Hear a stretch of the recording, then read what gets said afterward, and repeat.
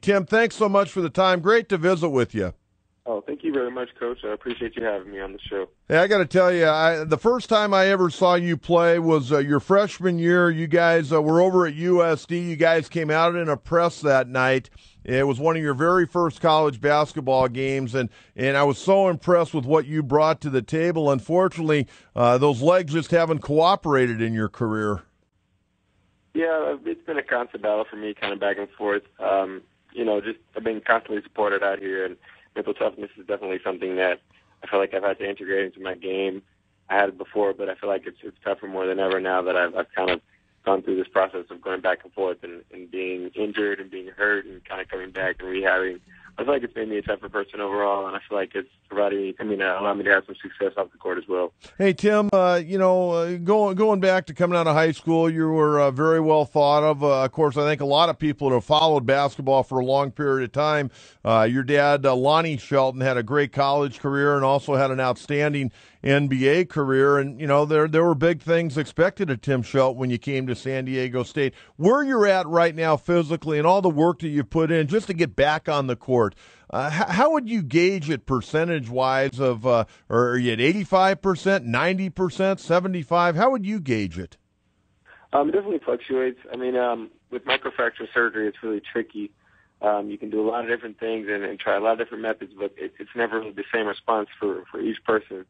So with me, I've had days where I'm feeling like I'm about 85, 90, then I have days where I feel like I'm at 60 sometimes. It all just depends on the workload I'm doing, and sometimes just different cuts can even tweak it a certain way that it might cause more pain than others. But for the majority of the time, I feel like I'm around a high 70, and then when game time comes, the adrenaline gets going, and I just feel better. So it's one of the things that I understand that the difference becomes the game quite often, and in practice, I gauge myself pretty well.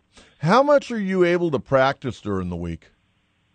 Once again, it's one of those things that fluctuates, and depending on often our opponent and when we play.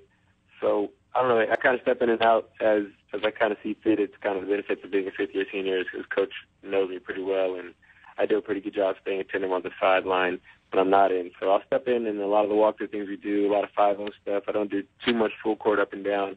But sometimes I'll step into, do transition D, transition O. It just kind of depends, and then it's one of those things that Coach and I talk about as well, just to make sure I'm maintaining it. We're visiting with Tim Shelton, senior out there at San Diego State. I would imagine that adrenaline's going to be pumping when you guys come out of the locker room on Saturday. This is why guys love to play sports for events like what's going to take place on Saturday. That place is going to be rocking. Conference opener against a team that is predicted to win the conference. Oh, yeah, we're definitely excited. We've heard a lot of the word lately, rivalry when it comes to UNLV. Definitely got the best from last year. They're a whole new team this year with the coaching staff starting with them, and then we're a whole new team this year too. It's going to be exciting. It's going to be rocking. I know a lot of our students are getting back in town, going to be back, and it's just going to be a great atmosphere. Hey, Tim, let's talk a little bit about your upbringing. I mentioned your dad. I watched your dad play a lot when he was playing in college, saw him play a lot in the NBA. And I would imagine, number one, he's got to be very proud of you, but I'm sure he's, helped you through some of the struggles, as is your family. When so much is expected when you come out of high school and, the body won't cooperate, I'm sure you've had a lot of heart-to-heart talks with your dad. Oh, most definitely. He's definitely been a huge mentor for me in terms of, who I'm going to be after basketball. And it's one of the things that it gets brought up when you do get injured and when you have a type of injury that's a major impact on your mobility and stuff like that. So he's very proud of me. I graduated last year, and I think that was one of his most proud father moments, as well as my mother. And then now that I'm in grad school, they just root me on more and more. So just in terms of my future, they couldn't be more proud of me if I stopped playing basketball today even. Hey, Tim, what did you get your degree in? I got my degree in history. And do you want to go on and teach? What do you want to do? I would certainly think with sitting over there with Steve Fisher and Brian Dutcher and some of those great basketball minds, you got to have that itch to want to coach a little bit. Oh, most definitely. It's something I sat down and talked to them about the first time I got hurt, just in terms of thinking about my future. And it's something that I'm looking forward to, being able to get that opportunity. I'll finish my graduate degree next year at the end of the year. I'll have graduate assistantship next year. And after that, I'm hoping to get my foot in the door. If it's at San Diego State, that would be awesome. If it's elsewhere, then hopefully, Coach can get a couple connections for me, and I can make that transformation. Hey, Tim, what's been the key? I mean, I think everyone thought San Diego State was going to be good this year, but a lot of people were saying, well, they got guys that are redshirting this year. They'll still be good. They're still going to win 20 games, but then next year they're going to be really good. You guys are off to a red-hot start, 14-2. You've lost to 2 teams. One team, Baylor, undefeated right now, one of the top 5 teams in the country. You lose a heartbreaker to Creighton, who was ranked in the top 25. How have you guys been able to really put this thing back together, considering there are a lot of guys that are not part a year ago of that great success? Well, I mean, you look at the core group of guys that were on the team last year, and just that winning attitude and winning character and that carryover from last year with them. It's one of those things where we've been winning and we're not going to get used to losing. You know what I mean? We're used to winning. We want to continue that tradition at the school, program on the rise type of situation. And this year was looked at from the outside looking in as a rebuilding year. We definitely worked our tails off, and obviously it starts with our leadership in Coach Fisher and the type of program he's built up and the way that he's done it. It's just one of those things where you look at it and you're like, man, he's doing a great job, and this is what he deserves.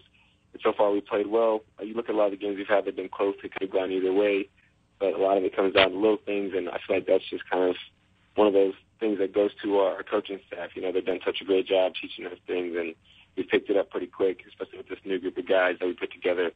I don't know, it's just been a fun ride so far. We're going to keep it going. We're visiting with Tim Shelton out there at San Diego State. Aztecs getting ready for their conference opener against UNLV on Saturday. Again, 1 o'clock at Viejas Arena. I remember when Coach Fisher used to go up to Clovis to recruit you, and I remember talking with him on the telephone, and in fact, I think you were a junior when he first maybe started recruiting, maybe even a sophomore, but I remember him telling me about you when you were a junior up there at Clovis, and kind of give me the recruiting pitch that Coach Fisher gave you to get you to come to San Diego State. Yeah, actually, I was a part of the Torrey Pines tournament that they have out here, the Invitational, the Holiday Classic, or whatever it was. My junior year, I got MVP of that tournament, and that's the first time he came to see me play there. That was when Justin Hudson was actually on the coaching staff, one of the assistants at UNLV now, and he was my coach in high school. So he's known about me since I was in grade school. So that connection there was something that immediately attracted me to this area. Then meeting Coach Fisher, just one of those genuine guys, character builder. He's like a father figure, obviously. And, that just kind of sealed the deal for me, meeting a couple of the other players. And then also I played club with Billy White. So, I was very familiar with him. I've known him for quite a while. And then we both committed at pretty much the same time. Hey, Tim, what makes Steve Fisher such a good basketball coach? Oh, man, I'd probably write a book about it. It just starts with who he is, It starts with his morals, with his attitude, with his leadership abilities, and he's got natural traits and qualities that you just look for in someone that you would want to follow, I mean, he's in a position of leadership, and he's fortunate to get paid for it, and he's done such a great job just building teams and providing the right characters to go with other characters and personalities. And sometimes he might even pass up on a player who might be more athletic or seen as a higher talented player to maintain the character of a team and the character of a Fisher team, And in the end, I mean, obviously he gets good players. It's just that leadership he has, it just takes you so far. Hey, you said you graduated last year. You're in graduate school right now. At the end of the basketball season, the end of the school year, what is Tim Shelton planning on doing? Or are you going to kind of just take a wait and see, maybe become a grad assistant at San Diego State or somewhere else? I'll finish my graduate degree here at San Diego State. I'll be a grad assistant next year. I saw that meeting. I have to sit down and speak to Dr. Kitchen at San Diego State, and I talked to Coach Fisher about it. I've got an internship this semester that I'm going to be doing coming up, as well as another collaboration I'm doing with the program to help some low-income children and families. But, definitely going to continue with my graduate school degree and finish that next year and then go into coaching from there, hopefully. That sounds great. Hey, final question. When you were in high school, could you beat your dad in one-on-one? We never quite played one-on-one because he's bigger than I am, but we try to shoot, and he can shoot better than I can, too. It's just, He's good. He's always going to be good. Hey, does he still break out the 8mm film and make you sit down and watch his great days at Oregon State and in the NBA? I've actually seen some Oregon State film that's pretty cool, like just him doing reverse dunks and just his intensity. He could really run the floor, and he was definitely a bruiser. Yeah, I'll tell you one thing. There weren't too many guys that were going to get in his way going to the bucket. They didn't want to take a charge against him. Oh, not at all. And he led the NBA in fouls his first 2 years in the NBA. I thought that was pretty funny. Yeah, he was a tough hombre, I'll tell you that. Him and a guy that unfortunately passed away here a year or so ago, Maurice Lucas, your dad and him used to go at it pretty good in the NBA. Oh, yeah. Well, hey, Tim, good luck. Thanks so much for the time. I just want to let you know I really respect you as a person. I've read a lot of articles. It's the first time I've had the opportunity to interview you. I've heard you on other interviews, and I just want you to know I really respect everything you've been through and how you've come out on the other side. And best of luck, and we'll look forward to visiting with you again. Thank you, Coach, and I appreciate you for having me on tonight.